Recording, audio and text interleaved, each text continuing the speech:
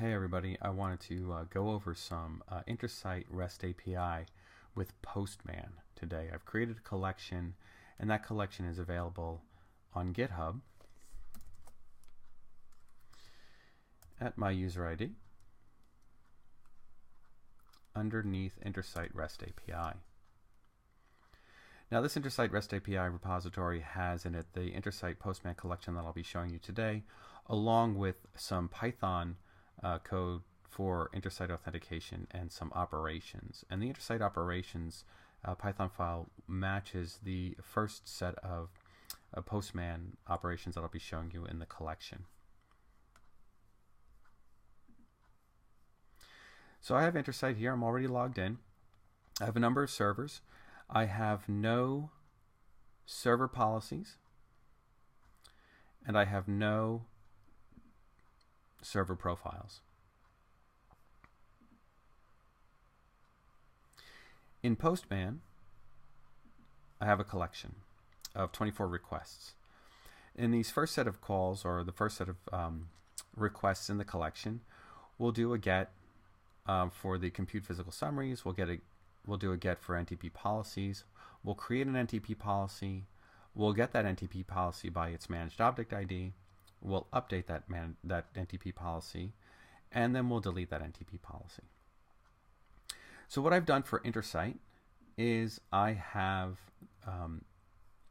created an environment, and in that environment I have an API key ID, which is the part of the key ID that I created through Intersight. I also have the secret key. So when you create an API key, there's two components. There's the key ID, which is always available to you after when you first create the API key, and then after the API keys have been created, it's always available to you. However, the secret key is only available at the time of key creation, and it's offered to be downloaded or copied to the clipboard. Now, what I've done here when I've created this Intersight environment, I created these two variables and I populated them with the values that were presented through through the API key generation. So the API key ID was just pasted here, and then the contents of that secret key file were pasted into this variable as well. But API key ID and secret key are how I'm going to authenticate and interact with Intersight via the API. In my collection, I have a pre-request script, and that pre-request script signs the request. Now, if you want to know more about what the pre-request script is doing, I recommend that you download the repository and take a look at it yourself. But basically what's happening is we're signing the request after we create a hash of the request, and in some cases modifying the query string. When using any one of the API calls that use a query string, we have to ensure that the single quote and the parens are URL encoded, but we have to make sure that anything, or the commas, the colons, the dollar signs, and the forward slashes are not encoded. But the script is signing the request, doing any URL encoding that needs to be done, and populating some variables in our environment, the HTTP signature, the computed digest, and the current date, as well as the target URL. When we run the get,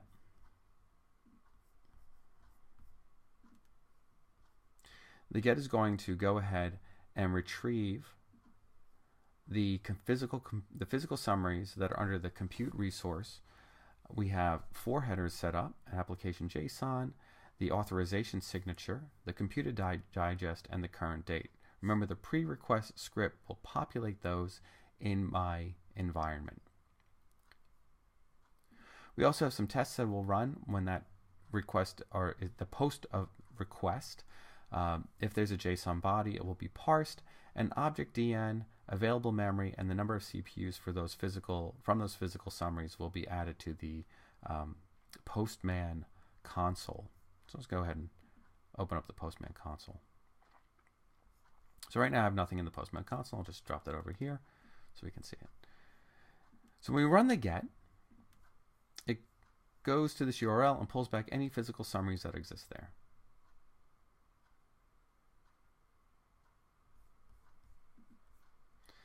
If you look in the body, I have a number of objects returned to me. in JSON format. I also have some test results. And these test results show that the status code was 200 and that we have a failure here that I wrote in my pre-request test, or tests that go with my, my collection, that if anything is less than 500 milliseconds, I'm just going to say that that was a failure. Not necessarily a failure, but just a way to show you how the tests work.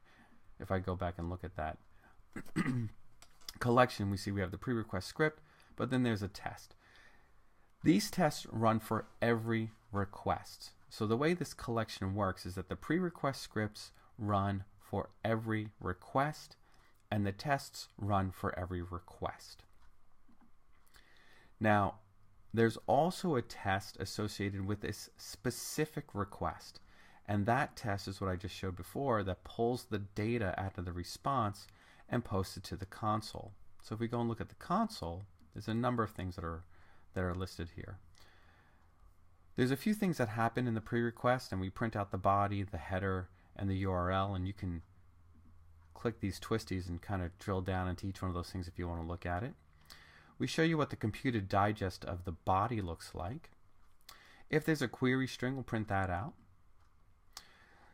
The object itself is the URL that we're going to, the method that's being utilized, the digest, the host, etc., and the get itself. And then we see that we got results back. Now the results that are being printed here, it shows that there's 33 of them in the physical summary, because I'm printing out the length, or I have the length of the body here. In the pre-request, or in the post-request test in the collection, that's when we're counting, or we're putting out the length of the results, so how many objects came back in the results. So if I look in Postman, I can see all the distinguished names of the compute objects that I have, and if I click on any one of them, it'll show me the available memory and the number of CPUs that are part of that physical compute entity.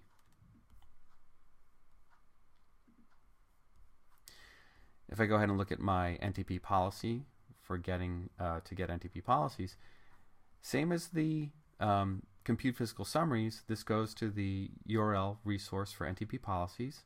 It's using the same mechanism for the headers. And if I click send,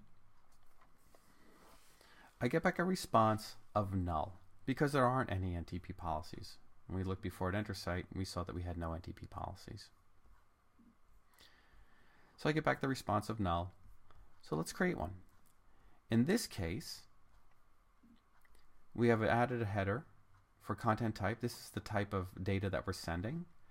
The body's in JSON. So these are the attributes that we'll be sending to create this NTP policy, the NTP servers that are part of that policy. And then there's a test that will run in addition to the collection tests. This test will run, and if there's an NTP, if there's a response body, we're going to parse that, and we're going to take the managed object ID of the returned NTP policy that was created and set a global NTP-policy equal to that managed object ID. So we go ahead and run that. And we'll see this time both our tests were okay, that it was a 200 okay, and that the request ran in under 500 milliseconds. An NTP policy object was created, a managed object ID was assigned to it, and in this case, this managed object ID, we'll just say it ends in 5007, and if we look at our globals, we'll see that we have an NTP policy that ends in 5007. So this is the managed object ID that we just created, and it was updated into the globals that you can inspect both environment variables and global variables by clicking on this eye icon. Well, now I want to go ahead and get that managed object by its that NTP policy by its managed object ID, and I have in my URL for the get, I have the same resource URL, but additionally the variable representing the NTP policy that's in my globals. Now this NTP policy, you can tell, is resolvable because it's in this light orange color. If I go ahead and click on that, we get back the NTP policy, and if we look at the attributes that were returned to us, we see that the managed object ID for this NTP policy does end in 5007, and that's the one that we were looking to retrieve. Now we want to go ahead and patch this NTP policy. We could either use patch or post. In this case, we're going to use patch. And we're going to update the servers that are associated with this NTP policy. We're going to add to the existing pool.ntp.org, we're going to add 10.10.10.30. If I go ahead and just sort of refresh by switching from one item to another, I see that I do have a server policy called NTP policy. And if I click on it in Intersight, I'll see that I have one server. Now, this patch, as well as a post, if we either one that we use to update this, we have to say what the entire value will be for this attribute. This is not an additive operation, this is a replace operation. We are replacing the values, or we're changing the value of NTP servers attribute to this list of NTP servers. So when we run this, we get back the 200 OK, saying that it was successful, the managed object ID ending with 5007, and an updated set of attributes, or an updated attributes showing that the NTP servers list was updated. If I go back to Intersight and just click out of server policies NTP policy and back into it, we'll see that we have the two NTP servers for that policy. And then of course the last thing we'll do is we'll delete the NTP policy. And when we delete the NTP policy, we have the headers just like all the other requests. We don't need the content type because we're not getting anything returned to us with this delete. We don't have a body, but we do have a post request test. And that post request test will unset the NTP policy. Now you could do other things in here if the status response was 200 OK, but this is just to show you that you have a post request test that can be done here to unset that global variable. So we can go ahead and run that. And now I've gotten no body back. I do have test results saying 200 OK and also running in under 500 milliseconds. If I look at my globals, I see that there is no NTP policy in my globals. The other way that I know that this policy or this global's been unset is that the variable is not able to be resolved by Postman, so it's gone to a dark red as opposed to a resolvable one that is an orange color. In this case it's a dark red because it's unresolvable, and if you hover over it, it'll say unresolved variable. And if we go back and click out of this server policy, we'll see that we don't have any. Now, if you want to run through these operations with some emulated environments, you can go to developer.cisco.com.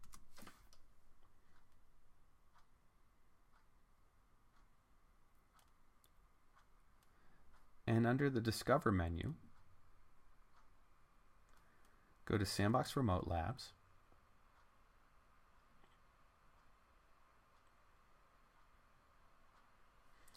And in the Sandbox catalog, just scroll down to the Intersight Sandbox, and you can go ahead and reserve that for up to a week. That will provide you with 2 UCS emulators that can be claimed into Intersight. You can reserve it for up to a week. It will provide you with a Windows desktop that you could do all these operations from with Postman already installed. Also a Linux workstation if you prefer to use that for anything that you might be testing with Intersight. There's another set of requests that I've created that can be utilized with Intersight as well. This gets a little bit more into creating policies and a server profile and associating that server profile or assigning that server profile with a server, and then going ahead and deploying that server profile with that assigned server. So in this case, what we're doing is we're creating a vMedia policy, getting that vMedia policy by its managed object ID, creating a server boot policy, and then retrieving it by the boot policy by its managed object ID, creating an NTP policy again, retrieving that policy by that NTP policy by its managed object ID, creating server profile server -01, retrieving that one, creating server profile server -02, and then retrieving that server profile by its managed object ID. Let's see if we can get more of the text out here. We're then going to go ahead and update the vMedia profiles attribute with the managed object ID of server 01 and server 02. We'll do the same thing for the boot policy and for the NTP policy and take a look at how those objects get updated and how then they are then associated with the server profile that's been created. We'll then go ahead and retrieve a rack server unit by user label that's been added to that rack server. Show you how the query string capability works for for the Intersight REST API. We'll associate or assign that resource to server profile server -01, and then we'll deploy it. So let's go ahead and get started with that. So to create a vMedia policy, it's going to work just like any one of the other objects that we created, or the NTP object that we created previously. We have the headers. We have a body. Server vMedia policy is the name, and then the mappings. These mappings or these attributes are loaded with values that you would go ahead, if you were using the graphical interface, and type them into that policy if you were creating it through the graphical interface. We also have a post request test that takes the managed object ID of the created server vMedia policy and puts that into a global variable called server vMedia policy.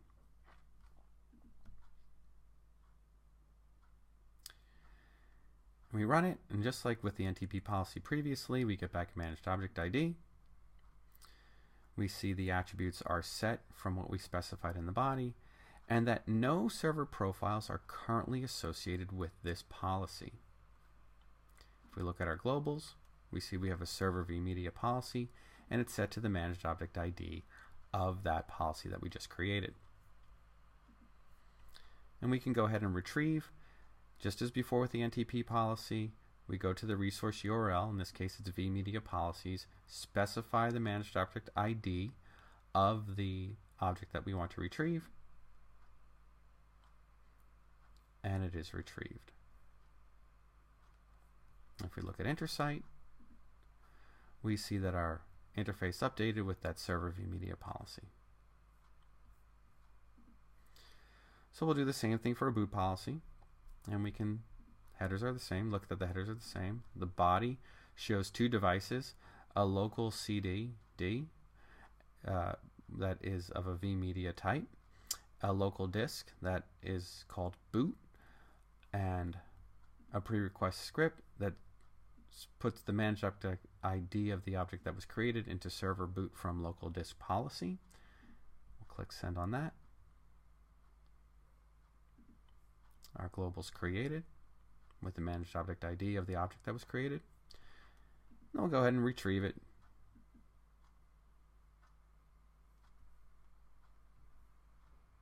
And we see also that this has no profiles associated with it. We'll do the same thing to create a server NTP policy. This body looks just like the one that we created earlier in the video. It also has a test script that sets server NTP policy in the globals. So we have our three policies created: server vMedia, server boot, and server NTP, and we have their object IDs. Now we're going to use those object IDs when we want to assign the created server profiles to those policies, or associate them with those policies. And the way that works is like this. We'll create the server profile called server -01. And when we look at the body, it's very, very simple. Name server -01, server profile for a server. I'll click send.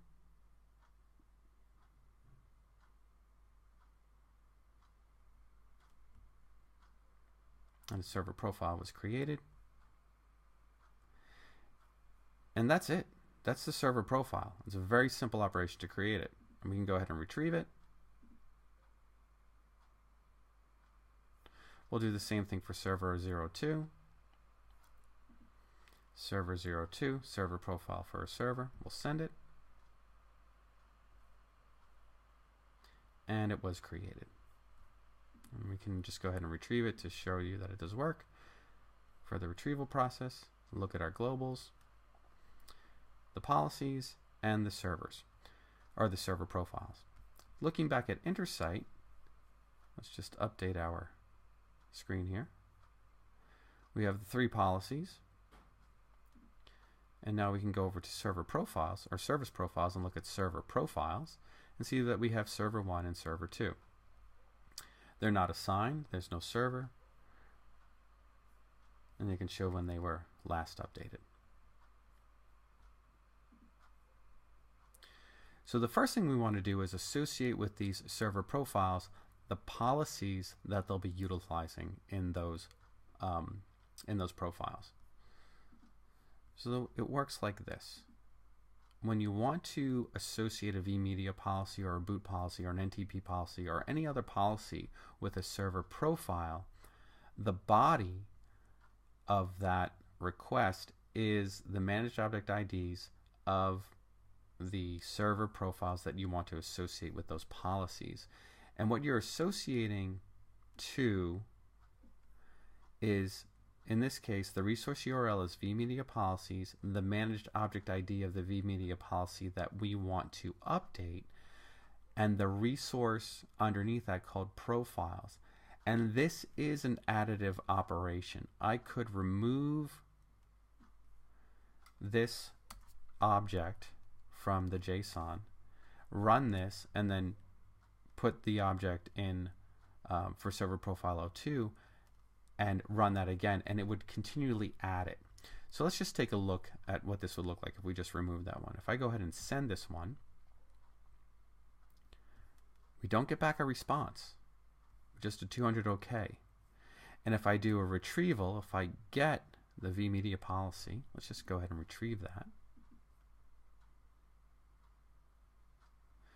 You'll see that I now have a value in the profiles. It points to server 01's managed object ID, and I know that. So if we just look at these last 4, AD0F, and look at our global, we see that server profile 01 ends in ADOF. That's the managed object ID of the server profile.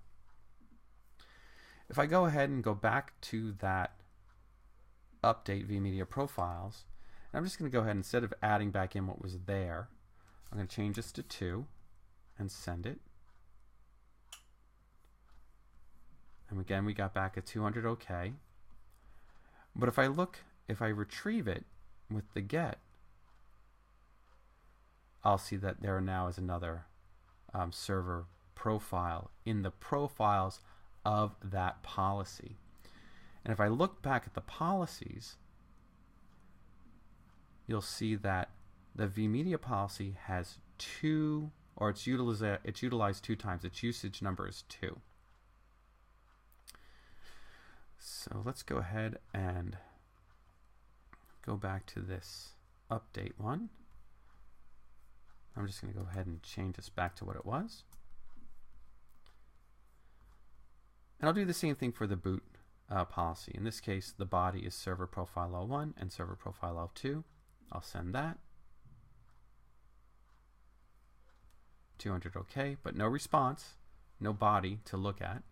And we'll do the same thing for the NTP policies. 200 OK, no response. If we go ahead and retrieve the boot policy, we see that it has 2 profiles linked to it. And if we retrieve the NTP policy, we see that it also has 2 profiles linked to it. So now we have these 3 policies that are all being utilized by the 2 service profiles. If we tried to delete it, any one of them, we can't. We can't delete the policy because it's being utilized. If we look at the server profiles, we see we have server 1 and server 2. They're not assigned to anything. If we went into the entity itself and looked at it, we could see the policies that are associated with it, how they're configured. We can see what we've done through the REST API. Now we're going to go ahead and retrieve a compute resource and take that retrieved compute resource and we'll assign it to server profile or server profile server-01, and then we'll deploy it. So to retrieve something by a specific managed object ID would be great if we knew the managed object ID of a compute resource that we want to utilize. What I've done is I actually took the compute resource that I want to utilize and I've set its user label equal to server-01. Let's go ahead and find that in my servers. Now I happen to know it's this entity right here, or this server. And if I go and click on it, I can see that its user label has been set to server-01. So that's the object or the compute resource that I want to retrieve and get its managed object ID, so that when I run the assign, I have the managed object ID of the compute resource that I want to utilize. So I can go ahead and look at my assigned. Well, first I'll run the get. Let's do that. You'll see I have a query string, $$ filter equals user label EQ server-01 with the single quotes. I run that, and it brings back my compute resource that I want to utilize, getting out the managed object ID.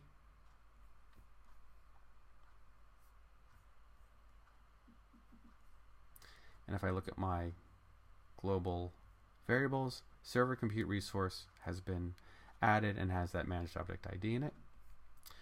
And now if I say assign, so it's a post operation, I look at the body. It's very simple, JSON, assign server, server compute resource, that's the variable that I'm utilizing. I click send. I get back the object, and it shows that a compute rack unit has been assigned to it. And if we look at the server profiles, we can see that server-01 is not deployed and it has a server associated with it. And I can go ahead and deploy it. But before I deploy it, I want to show you that I can unassign that resource. So I have a request here to unassign. I can click send. And now that resource has been unassigned from that server profile. Click off it and back on. You can see that it's not assigned. I can go ahead and assign it again.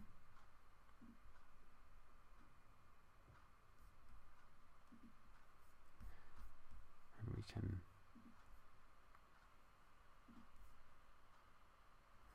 so we have a server assigned to that server profile, and now I can go ahead and deploy it. And again, it's very simple JSON. At the URL server profiles, the variable server profile 01, and the action is to deploy. And if I click on that,